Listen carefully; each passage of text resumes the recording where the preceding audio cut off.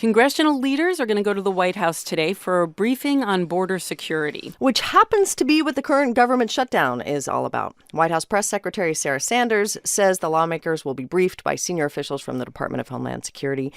This, though, is the administration's attempt to convince lawmakers they need to fund the president's border wall and end the stalemate that has led to this partial shutdown. When Democrats take control of the House tomorrow, things are also likely to become even more complicated. NPR congressional correspondent Susan Davis is with us in studio. Good morning, Sue. Good morning. So who is invited to this meeting today and what's on the agenda? The president invited the top 8 congressional leaders, so that includes the 2 top Republicans and Democrats in both the House and Senate. The White House, as you said, called it a briefing, which is rather unusual because I think congressional leaders are pretty firmly understanding the nuances of this debate here. But it is the first shot that they've had to bring everybody into the same room since the holidays and hopefully begin to create some kind of a path out of this. Are you seeing any movement toward a compromise, toward a path out? There's been movement, but there hasn't been much compromise. House Democrats earlier this week announced what their plan is going to be this week. They are going to put a bill onto the floor that will fund the government and reopen it and continue the negotiations over the Department of Homeland Security funding. The White House has already called that a non-starter, so there's not much room for compromise there. However, the president on Twitter, and Twitter is his main mode of communication over the course of the shutdown, did tweet at incoming House Speaker Nancy Pelosi saying he wants to make a deal. Well, the Democrats take over the House tomorrow, so how does that change the dynamic of these negotiations?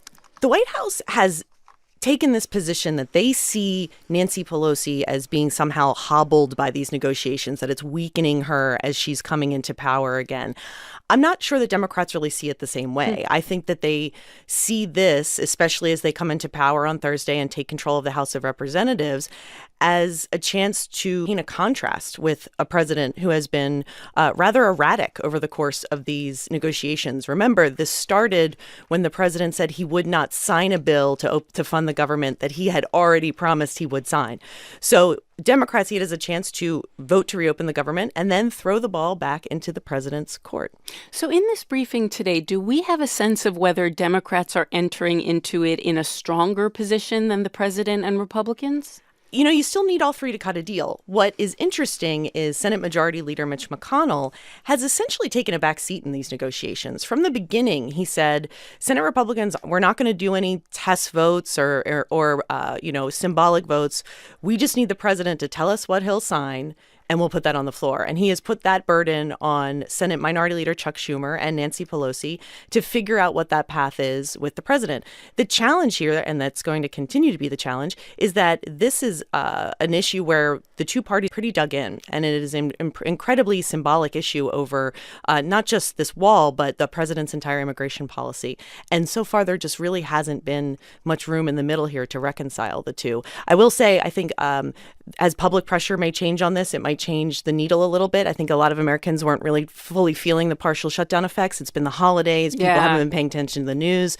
Everyone's back at work. They're tuning into the news, and it might put more political pressure on one side or the other to be the one that essentially blinks and caves in and reopens the government. So let me ask you a last question. Last night, Mitt Romney, of course, a former Republican presidential candidate who will be sworn into the Senate tomorrow, published a very critical op-ed in the Washington Post. What was it about? He essentially seems to be carving out a role that 2 former senators, Jeff Flake of Arizona and Bob Corker of Tennessee, played in the Senate, which was to be Republican Party critics of the president, and really on the matters of character and how the president conducts himself in office. It was a really interesting ed. I think it's going to raise a lot of questions about who Mitt Romney wants to be in the Senate and whether he himself may be considering angling to run against the president in 2020. Interesting. NPR's Sue Davis. Thanks, Sue. You're welcome. All right, so from tension in Washington to friction with Russia. All right, that's where American citizen Paul Whelan is still in custody on suspicion of espionage. And now Paul Whelan's family members are coming out against Russia's accusations. Here's Whelan's brother, David Whelan, speaking to Canada's CBC News. Paul has a law enforcement background. He is a Marine. He has worked in corporate security, and he is very aware of both the rule of law and the risks of traveling in countries that may have risks to travelers. Also, of course, just last month, a Russian operative was convicted here in the U.S. for trying to influence American policy around the time of the 2016 presidential election. NPR national security correspondent Greg Myrie is with us now. Good morning, Greg. Good morning, Noelle. So for the first little while, we didn't know that much about Paul Whelan. Now his family has started talking. What are they saying? Well, an interesting story. I mean, he first went to Russia back around 2006. At that time, he was actually deployed with the Marines in Iraq. But he got a 2-week break, and he was a single guy, so he chose to go spend some time in Russia, enjoyed it, developed a real affinity for the country. It's clear. He's gone back several times. He went back this time for the wedding of a fellow ex-Marine who was marrying a Russian woman. His family got very nervous when he didn't get in contact last Friday, feared the worst over the weekend, learned on Monday that he was in fact being held. And so now they're working with the State Department and other U.S. officials to try to figure out what his situation is. What do we know about what Paul Whelan currently does for a living? What is this man's job? Right. So he's the director of global security for a company called Borg Warner outside Detroit. It's a big auto supplier. And he has businesses all around the world, but his family is stressing that this trip to Russia was simply a private 2-week visit, was not a work-related trip. Since yesterday, has there been any response from the Russian government and or from the U.S. government? No, they've been saying very little. Russia first announced his detention a few days ago. The State Department confirms an American is being held, but are not saying anything beyond that. Again, the president has often made it when Americans are being held abroad. He's made it a big deal. He hasn't spoken out yet. And we don't know why that is at this point. We don't. Again, we're not hearing much from either side. Obviously, the case of Maria Butina comes to mind, the Russian woman who pleaded guilty just on December 13th. So people are wondering if there is a connection there. If there's a kind of a tit for tat.